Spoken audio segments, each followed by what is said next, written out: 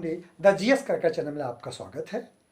यह वीडियो आपको अच्छा लगे लाइक करें, सब्सक्राइब करें, शेयर भी करें और अगर ये वीडियो आपको नापसंद है तो डिसलाइक करें।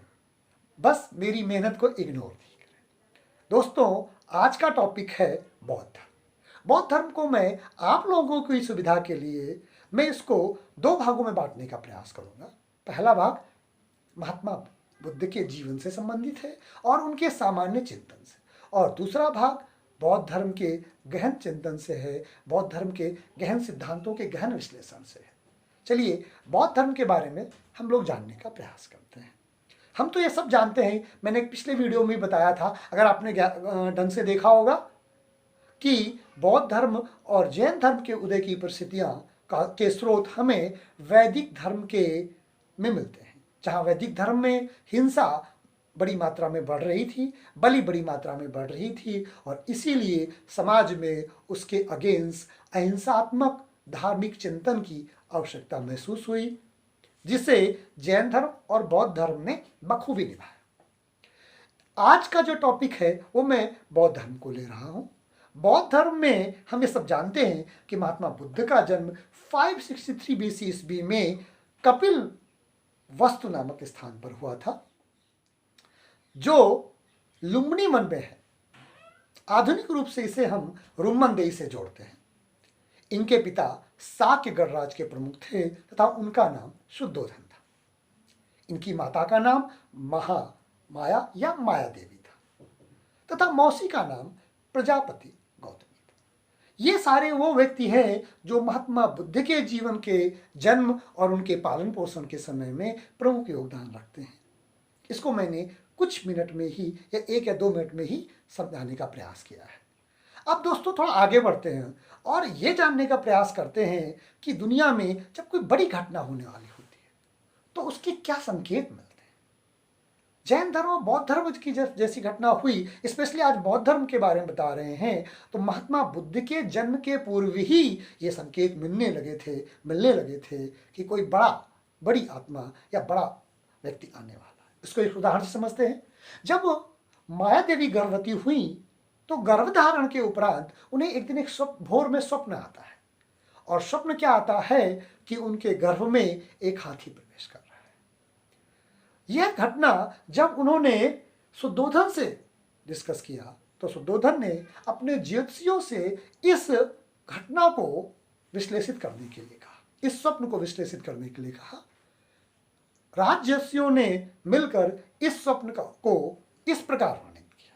उन्होंने कहा कि आने वाला पुत्र या तो चक्रवर्ती सम्राट होगा या महान संत होगा। जैसा कि हम सब जानते हैं, पिता ये चाहता है कि उसका पुत्र उसके कदमों पे चले और वह सांसारिक जीवन में ही रहे। जैसे आज के दिन में भी हम अपने घर में सिर्फ डॉक्टर, इंजीनियर और ब्यूरोक्रेट्स चाहते हैं। कौन चाहता है कि उसके घर में भगत सिंह पैदा हो, राजगुरु पैदा हो।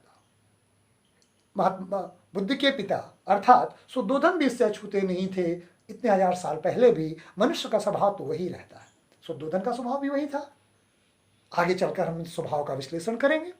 अभी हम देखते हैं कि जब ये पुत्र पैदा होता है जिसका नाम सिद्धार्थ रखा जाता है, सिद्धार्थ के जन्म के समय ही उनकी माता माया देवी की मृत्यु हो जाती है। मृत्यु के बाद उनका पालन पोषण उनकी मौसी प्रजापति गौतमी करते हैं।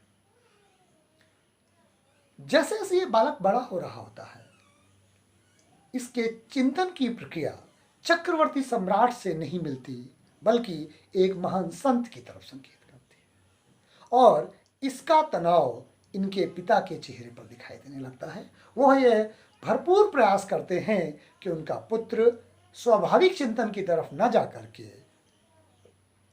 राजसी चिंतन की तरफ आए और एक चक्रवर्ती सम्राट बने। लेकिन सिद्धार्थ हमेशा उन प्रश्नों के उत्तर ढूंढा करते थे जो जीवन के उपरांत मृत्यु के प्राप्त करने के बाद होते, कि मृत्यु के बाद का संसार कैसा है और जीवन का उद्देश्य क्या है। सिद्धार्थ इसी चिंतनशीलता में लगे रहते थे। इससे डर करके उनके पिता शुद्धोधन ने उनको वैभवशी जीवन की तरफ, वैभवशाली जीवन की तरफ डालने का प्रयास किया। और इसी क्रम में 16 वर्ष की आयु में उनकी शादी कर दी जाती है। उनकी पत्नी का नाम बौद्ध ग्रंथों में यशोधरा मिलता है, लेकिन अन्य नामों में बिंबा, गोपा, भृतकक्षना भी मिलता है। लेकिन प्रमुख रूप से उन्हें हम यशोधरा के रूप में ही जानते हैं। यशोधरा अति खूबसूरत महिला थी। महात्मा बुद्ध के लिए अर्थात सिद्धार्थ के लिए उनके पिता ने 3 अलग अलग महलों का निर्माण कराया। ऋतुओं के अनुसार उन महलों में उनके रहने की व्यवस्था की गई और सिद्धार्थ 16 वर्ष की आयु से 29 वर्ष की आयु तक इसी वैभव में रहे। लेकिन इन वैभवशाली जीवन के बीच में भी वह अपने चिंतन से अलग नहीं होते, क्योंकि मैं हमेशा कहता हूं कि आप ढूंढो अपने अंदर कि आप क्या हैं। जो आप हैं वही चिंतन को आप आगे बढ़ा सकते हैं, वही आपकी नेचुरल इंस्टिंक्ट है। महात्मा बुद्ध की नेचुरल इंस्टिंक्ट थी संतत्व की तरफ, चक्रवर्ती सम्राट की तरफ नहीं। और 29 वर्ष की आयु में महात्मा बुद्ध को यह ज्ञान प्राप्त हुआ कि वह अब सांसारिक कर्तव्यों को छोड़ करके अपने वास्तविक चिंतन की तरफ जाएं। लेकिन इस निष्कर्ष तक पहुंचने के लिए भी उन्हें लगभग 13 साल लगते हैं। 16 वर्ष की विवाह की आयु से लेकर के 29 वर्ष तक ये उनके चिंतन की चरम अवस्था काल रहती है, जहां वो उपभोग भी अपने जीवन का करते हैं। उनको एक पुत्र की प्राप्ति भी होती है जिसका नाम वो राहुल रखते हैं। लेकिन वह अपने नेचुरल चिंतन की तरफ, प्राकृतिक चिंतन को नहीं छोड़ पाते। महात्मा बुद्ध के जीवन में अर्थात सिद्धार्थ के जीवन में 4 विहार प्रमुख हैं। वो चुपचाप अपने सारथी के साथ विहार के लिए निकल जाया करते थे। पहला, दूसरा और तीसरा विहार उनको जीवन की वास्तविकता से परिचित कराता है, जिसमें वह वृद्ध व्यक्ति को देखते हैं, बीमार व्यक्ति को देखते हैं और मृत व्यक्ति को देखते हैं। तीनों उनको जीवन की वास्तविकता से परिचित कराते हैं और उनको लगता है कि अगर जीवन में यही सारी चीजें होनी हैं तो ये जीवन का उद्देश्य नहीं हो सकता। चौथे विहार में वह एक मस्त, आह्लादित, चिंता रहित संत को देखते हैं। वह उस संत के जीवन से, उस व्यक्तित्व से प्रभावित होते हैं और वह इस निष्कर्ष पर पहुंचते हैं कि जीवन का उद्देश्य या उनके जीवन का उद्देश्य संत बन करके ज्ञान प्राप्त करना है। और इसलिए वह 29 वर्ष की अवस्था में ग्रह त्याग करते हैं। बौद्ध ग्रंथों में इस ग्रह त्याग को महाविनिष्क्रमण कहा गया है। दोस्तों, जब हम बौद्ध धर्म का चिंतन करते हैं तो यहां से देखते हैं कि महात्मा बुद्ध के जीवन में एक बहुत बड़ा परिवर्तन आता है और वह परिवर्तन हमें यह दिखाई देता है कि घर से ग्रह त्याग करके आगे बढ़ते हैं और सबसे पहले वैशाली पहुंचते हैं। वैशाली के समीप एक सांख्य दर्शन के आचार्य थे आलार कालम। आलार कालम प्रसिद्ध संत थे। उन्होंने सबसे पहले उनसे ज्ञान प्राप्त करने का प्रयास किया, लेकिन वह उनसे संतुष्ट नहीं, तो वह दूसरी जगह राजगृह जाते हैं और रुद्रक रामपुत्र से ज्ञान प्राप्त करते हैं। लेकिन उन्हें वहां पर भी अपने प्रश्नों का उत्तर नहीं मिलता और वो वहां से आगे बढ़ते हैं। वैशाली राजगृह होते हुए वह बोध गया पहुंचते हैं। बोध गया में वह स्वयं कठोर तपस्या करते हैं अपने मित्रों के साथ, जिसमें उनके 5 मित्र भी शामिल होते हैं।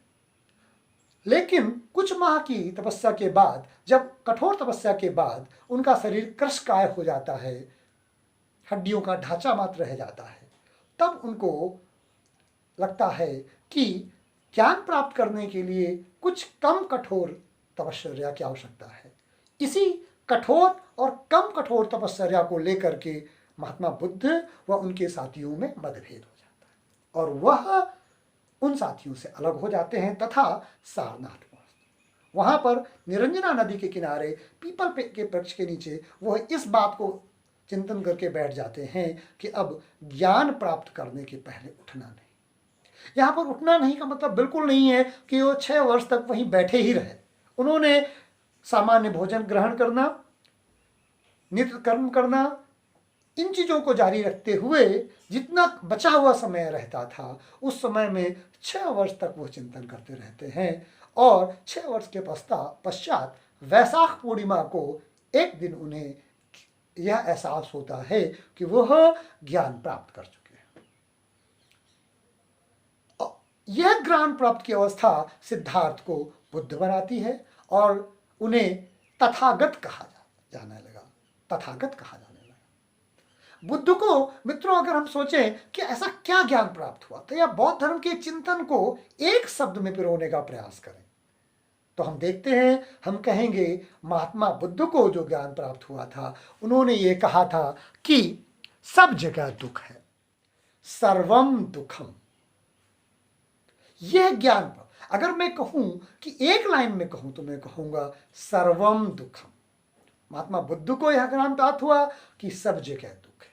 फिर इन दुख है तो इन दुखों के उत्तर भी उन्होंने ज्ञान प्राप्त में खोजे, ढूंढे। जब ये उत्तर उनको पूरी तरह से प्राप्त हो जाते हैं तो वह इसी ज्ञान को फैलाने के लिए, समाज में प्रदर्शित करने के लिए, लोगों तक तो पहुंचाने के लिए निकल पड़ते हैं और सबसे पहले सारनाथ में ही अपने उन 5 सन्यासी साथियों को वो ज्ञान देते हैं जिसे हम बौद्ध ग्रंथों में धर्म चक्र प्रवर्तन के नाम से जानते हैं। महात्मा बुद्ध ने सर्वम दुखम की कॉन्सेप्ट को, सब जगह दुख है, इसको जब आगे चिंतन करते हैं तो उन्होंने 4 आर्य सत्य का वर्णन किया।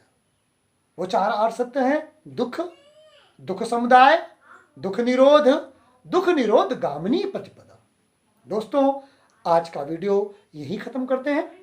इसके इस चिंतन दुख समुदाय, दुख निरोध गामिनी प्रतिपदा को कल हम गंभीर रूप से चिंतन करेंगे क्योंकि यहीं से महात्मा बुद्ध के ज्ञान की अवस्था निकल कर आती है।